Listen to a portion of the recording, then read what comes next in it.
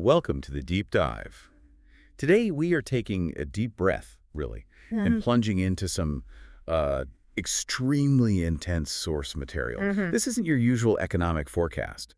Our sources today come from a YouTube transcript, and it offers a highly predictive, very opinionated analysis. We're talking impending systemic collapse, economic reset, radical social change. That's right. And the source calls this perspective the sci-fi world viewpoint. It outlines a coming revolution, and it really doesn't hold back on the scale of the predicted disruption. So our mission here isn't to validate these claims, right? We're just trying to unpack them. Exactly. You want to impartially extract the core arguments for you. We need to lay out the specific timeline predictions, especially how this source sees the U.S. financial structure just crumbling, and really understand this aggressive vision for the future. A future which, according to this analysis, fundamentally requires dissolving what it calls the global criminal octopus supposedly running the planet. Yeah, quite a phrase. Okay, let's get into it. The source material is profoundly assertive. It suggests we're not just heading toward turbulence, but that the very foundations of the U.S. financial system, the social order, are facing inevitable failure. And it could be days away, apparently. If enough people take one specific action, it's dramatic. What's interesting, too, is where the analysis starts. It's not with, GDP figures or Fed minutes. No, it uses street-level anecdotes. That's its initial proof point that the system is already fundamentally strained. Right. The source emphasizes these observed logistical and social strains. Things like drivers behaving really goofy, seeing multiple aid cars passing by, hospital parking lots described as just jam-packed. And critically, the analysis connects these local observations to alleged backside effects. It's implying large-scale health issues are stemming from previous public actions. So these aren't just random occurrences in this view. Not at all. The source uses them as micro-proof points, suggesting a massive macro breakdown is already happening, sort of under the surface.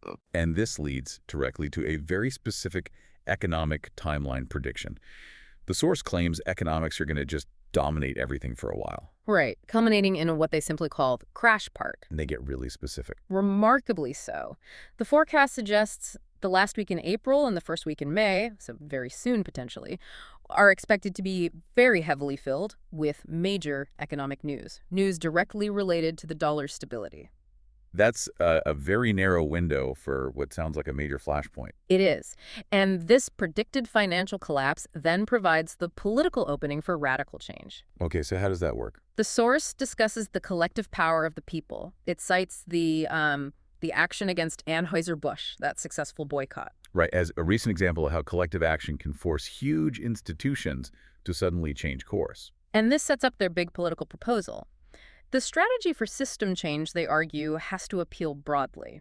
So to get progressives on board, the suggestion is to couple the idea of ending the Fed with automatically canceling all student debt. Wow, okay. That's a profoundly calculated political move, isn't it? Designed to unite very different groups almost overnight. Exactly. But what are the broader economic implications, according to this source, if the Fed actually did just disappear? Yeah, what happens then? The claims are enormous. Ending the Fed, they say, would instantly bring in constitutional money.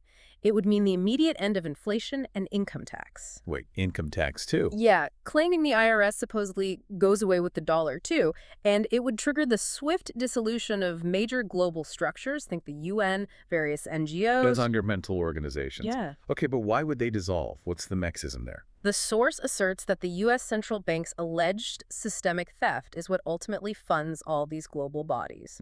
So stop the central bank. And you stop the funding pipeline. You cut off what they call our enemies. Precisely. It's framed as a clean, decisive break from the existing power structure, both foreign and domestic. Okay, and this push to end the Fed is backed up by their read on the recent banking crisis, SVB, Signature Bank. Heavily supported by it, yes.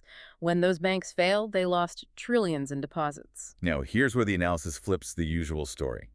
The Fed, allegedly, expected that money just to flow into the bigger, favorite banks. Yeah. The bullion banks, centralizing power even more. Right. But the surprising result, according to this source, was the opposite. People were apparently withdrawing entirely, taking their money out of the fractional reserve system altogether. Which created a huge liquidity problem the Fed didn't see coming.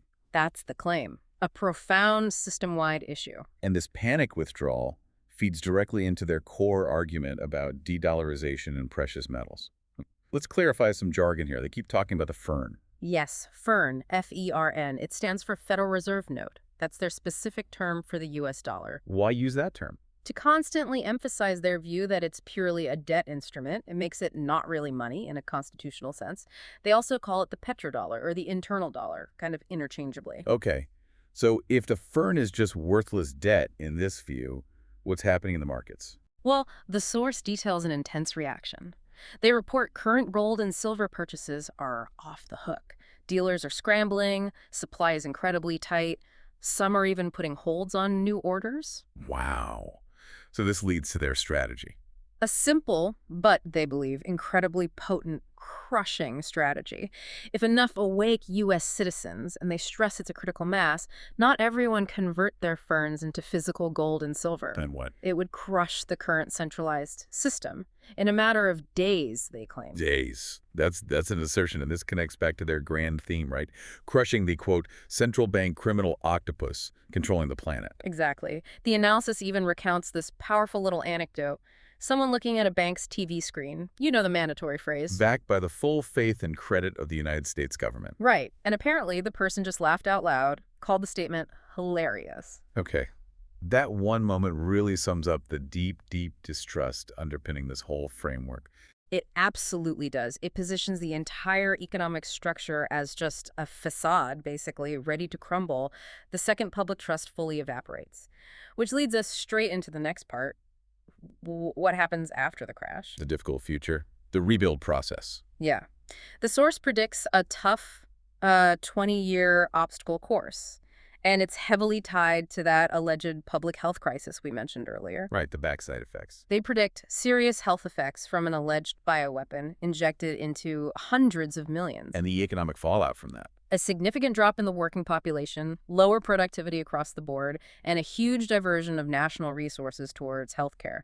So the collapse isn't just financial, it's demographic, logistical. But the resulting hardship, it's framed almost positively. In a way, yes, as a necessary forge. The analysis suggests that while 20 years of obstacles are expected, the nation ultimately comes out better off. Why?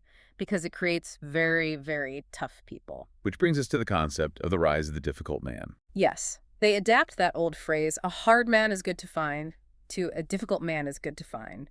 We need to be clear what they mean by difficult here, though. It's not just someone unpleasant. No, it's more about resilience, a social resilience framework. These difficult people are needed to tackle huge problems, rebuild the nation, take on space aliens, apparently. Space aliens, okay. Defeat communists, and crush the global central bank. They're defined by their inability to be manipulated. They won't take any shit, know what they want, are completely upfront. The social antidote to the criminal octopus, as they put it. Exactly. And in the economic aftermath, who manages the transition? The source predicts that normies, their term for people without silver or gold, will suffer greatly. So the actual rebuilding falls on Silver hodlers. Let's quickly explain hodlers. That's from internet culture, right? A misspelling of holders. Correct. People who buy and hold assets, usually crypto or metals, resisting the urge to sell. Right. And the source thinks silver hodlers are key for the rebuild specifically. Why silver, not gold? It's a practical distinction. Gold holds value, obviously, but silver is easier to actually spend because it costs less per unit. It's more divisible. Ah, okay. So silver can start circulating immediately, helping local shops, local commerce. Exactly, propping up the local economy first. It allows people to start rebuilding the social order and local banking systems before any new government money appears. Which highlights this huge mental hurdle they talk about, de-dollarizing the mind. Yeah. How do you even shop when the dollar, the fern, is officially dead? How do you value things? Milk is $5 a gallon, but that $5 means nothing. So how does that transition work practically? It's messy, but psychological. The prediction is we'll still use the term dollar, and we'll use a rough scale of presumed value even after the fern is gone. Like a ghost currency. Sort of. A Yeah. temporary measure until a revitalized constitutional government can issue actual constitutional money. But the big caveat, during the really nasty part of the collapse, debit cards, ATMs, that core infrastructure might just stop working, period. Right. Okay, moving into the final set of predictions, the timeline. The source stresses the immediate breakdown period won't be quick, not 6 months. No, they estimate potentially 1, 2, or even 3 years before any real infrastructure rebuild even starts. And the effects of the dollar's Death. They'll be felt for decades, impacting courts, utilities, everything. Decades. And it won't happen everywhere at once. No, it's predicted to hit the nation unevenly over maybe 5 years. They give this striking example. California might lose electricity almost immediately. Why? Because without dollars, nobody will sell them power, apparently. Okay, but conversely. The electrical grid in the older industrial areas, the Rust Belt, Ohio up to Maine, might take 4 or 5 years to fully collapse. And the reason for that delay? This is a direct allegation from the source. They claim funds were systematically diverted from U.S. infrastructure maintenance. Diverted where? Specifically mentioning funds going to Ukraine for laundering purposes.